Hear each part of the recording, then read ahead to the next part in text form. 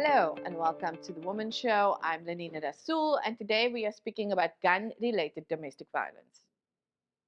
After the break, we'll be speaking to Adele Kirsten from Gun Free South Africa and Kidden Risi from the organization Mosaic about their new campaign, Remove the Trigger from Domestic Violence.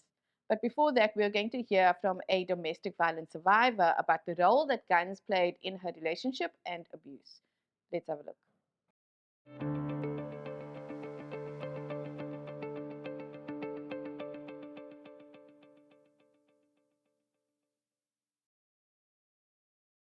I was engaged to a police member, and with that relationship, obviously, he had like a firearm that was allocated to him, and whenever there was disagreements, then the fear of him basically threatening to basically to kill me, came up.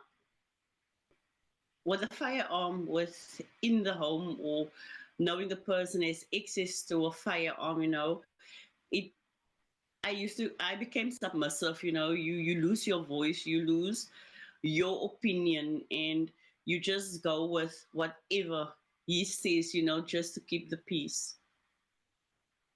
Lunchtimes he used to come home and then with an AK-47, and I would immediately jump up and prepare some coffee, make coffee, because just like I said, to keep the peace. And at one stage, because every time I wanted to leave, he will tell me that he will kill me. Always living in that constant fear and not knowing when this person will switch. Um, it is quite nerve-wracking. I remember I went to his superiors at the police station and I told him, like, this guy's very aggressive, he's always angry. Is there something that you can do? Once, and I believe once a woman that is suffering under these type of circumstances, they go see the officials and management to complain about their members. They need to take it seriously, because at the end of the day, it's your life, and if they not reprimand or take that firearm away from that member, it can be tragic. I know, because I walk this road. It's easier said than done. You can go and complain, you can get a protection order. When I look back, I don't regret making the decision to leave and to fight back and getting the necessary help, like going to the shelter and having that support system that could assist me with a protection order. For me, the safety factor, you know, um, that is for me, basically when I made my decision, was like the best thing that I could do for myself. And when I look back, I used to be a victim, but I have survived, and when I think about it, it's like I don't get emotional anymore, and I've healed from it, so yeah, it was the best decision that I made for me.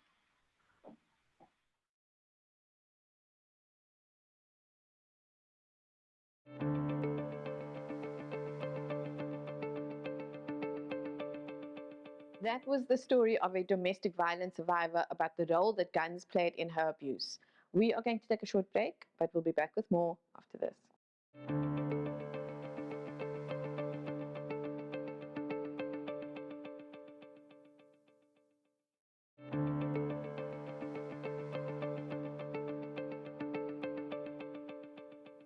Welcome back. You're still watching The Womxn Show, and today we are speaking about gun-related domestic violence. And here with me in studio is Kidden Risi, who is the advocacy and policy specialist at Mosaic, and Adele Kirsten, who is the director of Gun Free South Africa. Welcome, ladies, and thank you for joining us. Oh, thanks so much. Hello. So we are having this episode because a new campaign was launched that by Gun Free South Africa alongside Mosaic and National Shelter Movement, the Heinrich Böll Foundation, and it was called Remove the Trigger from Domestic Violence. And so I think a good way to start is what is the campaign about? Adele? I mean, I think essentially the campaign is about saving the lives of women, particularly in domestic violence relationships. And we say that because we know from our experience in this country and elsewhere in the world that when you take a gun out of the home in which there's domestic violence, you will significantly reduce the chance for injury and for death. And that includes the entire household. And really that's the focus of removing the trigger, is saying a gun in the home alters the outcome of domestic violence relationships, and it often results in death. We know that this can be prevented. There are ways in which we can strengthen women's knowledge about what they can do to have that gun removed. But then also, this is not just a campaign; it's a project. So, what is the campaign about? Like, what are some of the activities that the campaign and the project are going to do? And I know one of them is research. Yeah. So ultimately, the campaign came about with us seeing that there was a gap in the system.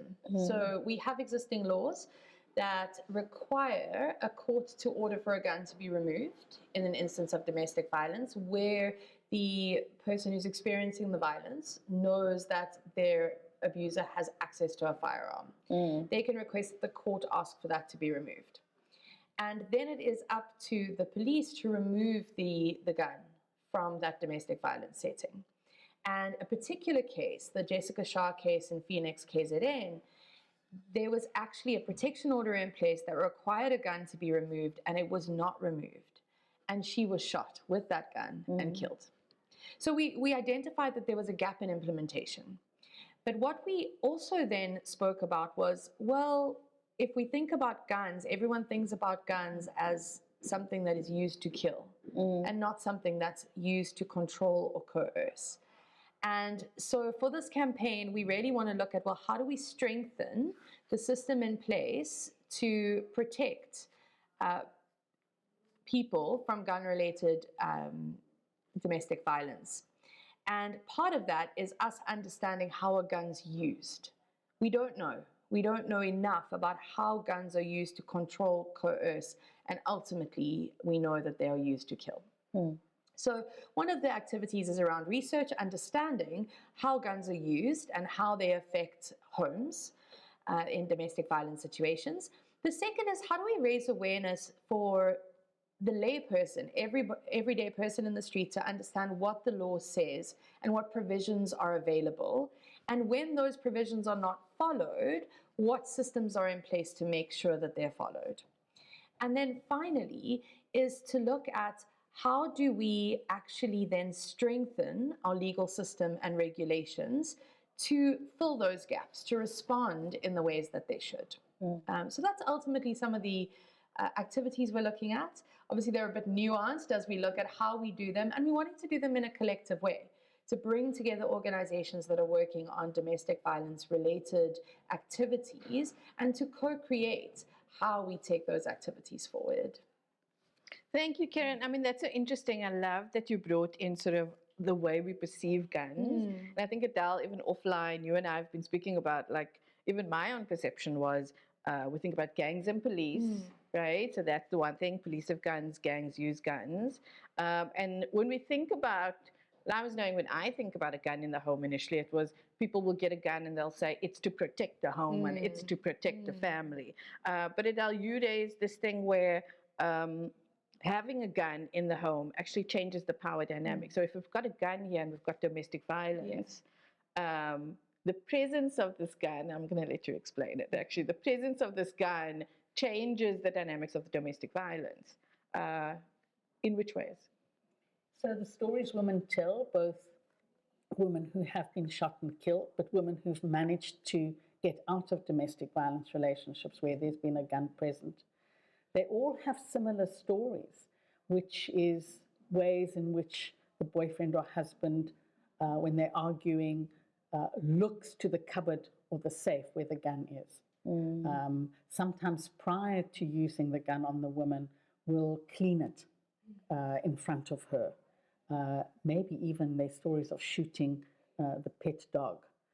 And so what that's signaling, and of course this is, firearms are in the majority are owned by men, both legal and illegal guns. And so this is, in a way, an extension of the man's sense of his own power, of what it means to be a man. And he's signaling very clearly to the woman that he has the means to use the gun against her, whether it's to put it to her head to threaten her, or to actually, shoot and kill her or injure her. So the gun plays a very important role in, as Karen said, controlling the woman, intimidating her, threatening her, and I guess as part of the kind of mix of the power dynamic, the power imbalance in domestic relationships between men and women. But of course, we know that children are part of the family household. Older children, maybe aunties as well, or mothers. So it doesn't just affect the woman who's in this intimate relationship with the man, it affects the entire household. And I think it creates a sense of fear, of unpredictability. And I think that's what makes taking action quite difficult. But, as an NGO working in the space, we know that violence isn't necessarily unpredictable. It's got very clear patterns. And I guess that's circling back to the research. We know these stories from women, but we don't know enough. And that's where the national shelter movement is really important, is across the shelters, across the country, to be gathering that information. How many women who are in shelters currently have had this experience? What stories can they tell us about whether a gun was present, and if so, how it was used? So I think a lot of the focus on the research is about building our local knowledge. And that's why, I think part of what's interesting and important about this campaign is that I think it's one of the first times that organizations working in the kind of gender-based domestic violence space of preventing that, working together with an organization like Gun Free that's about preventing gun violence. And I think that's a really powerful combination. On the collaboration, I think all of the partners are clear that we have to be talking to cops, we have to be talking to courts, that we see them as part of the stakeholders. Because if they're not implementing, it's all very well we do kind of community rights education, let women know what their rights are, and it's not kind of going upwards, it's not going upstream, it has to go upstream. And we know that cops often don't know what their authority is. Sometimes magistrates don't know that actually they can ask, is there a gun present? So there are lots of, I think Karen said this, there are lots of gaps in our knowledge, and we really want to gather as much information as possible to develop a very clear picture of what do guns in domestic violence relationships look like in South Africa. I think that's kind of in a nutshell after that long. No, that was actually great. And I want us to speak, I think, about, we will get to the role of, I think, police and magistrates, and that's really important. But you're saying some really interesting things about how complex domestic violence is. And so, Karen, Mosaic is also a shelter. It's worked with abused women who leave, or women who leave abusive relationships. And, I think some of the complexity also comes into this fact where when we're thinking about domestic violence, there's quite a bit of narrative. We're trying to educate a lot of people that it's not just physical, right? It's not just him beating you. Women can be, victims can be controlled in many different ways. So when you're saying threaten, and I'm not thinking about the gun, I'm thinking about someone that pretends he's going to hit you and he says, I'll hit you if, right? And then that's enough to get her under control. I wanted to get a sense from you, and I want to give the sense to the audience, because I think we might not be aware. Oftentimes you'll find people are not aware. They know the gun's there. He's not using the gun on you. It doesn't feel like it can be defined as domestic violence while it's still a threat. So maybe you can just give us a short description of like what that looks like on the ground where someone's controlling you through the presence of this gun. So I think you're exactly right. Domestic violence is incredibly complex. And we see it even when women are coming forward for service and for services. They're coming at the point that there has been physical violence, and often what they would term extreme physical violence. The violence that where they once said, okay, this is fine, but if that happens, I'll seek help. And that has happened, so now they seek help. And when you're talking to those victims of domestic violence, you really are seeing a pattern of behavior that started out by, well, you're stupid, nobody wants you, you're all alone, I'm all you have, without me you're nothing. I mean, and those are just words, right? Those aren't coming with actions. So now add to that, well, you know, taking out my gun and starting to clean it. When I've already told you you're nothing, it's easy for me to get rid of you. And now I take out a gun and I start cleaning it. And I go lock it in the safe, but it served its purpose. It's showing you, well, I have the means to do that. And one of the things we've been talking about with gun violence is that guns are, a lot of people have asked us, well, why focus on guns when a knife is just around the corner or a pair of scissors is just around the corner? Well, actually, for me to take a knife and physically attack someone, I have to be pretty much very big in stature in order to take somebody else on and have power over them, physical power over them.